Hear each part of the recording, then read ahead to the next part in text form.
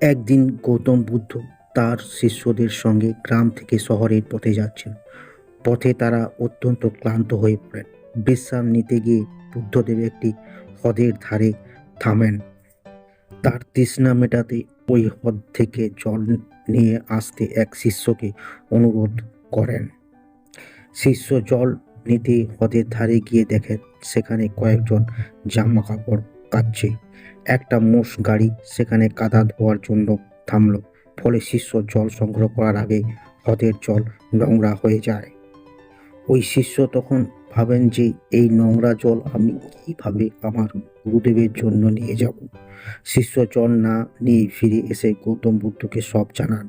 বুদ্ধ তখন সেখানেই আর খানিকক্ষণ অপেক্ষা করতে সবাইকে বললেন। কিছুক্ষণ পর ওই শিষ্য আবার জল নিয়ে আসার অনুরোধ করেন বুদ্ধদেব। শিষ্য তখন হ্রদে দিয়ে দেখেন যে জল তখন আবার স্বচ্ছ হয়ে গেছে। পাত্র ভরে জল নিয়ে ফিরে আসেন ওই শিষ্য।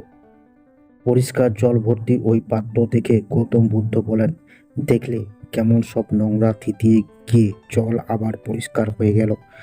তার জন্য আমাদের কিন্তু কিছু করতে হয়নি, শুধু একটু ধৈর্য ধরতে হয়েছে। এটি প্রমাণ করে যে জীবনের কঠিন সময় আসবে, আবার চলেও যাবে। ধৈর্য ধরে অপেক্ষা করলে খারাপ সময় কেটে গিয়ে আবার ভালো সময় আসবে। এই জন্য ধৈর্য ধরা অত্যন্ত জরুরি।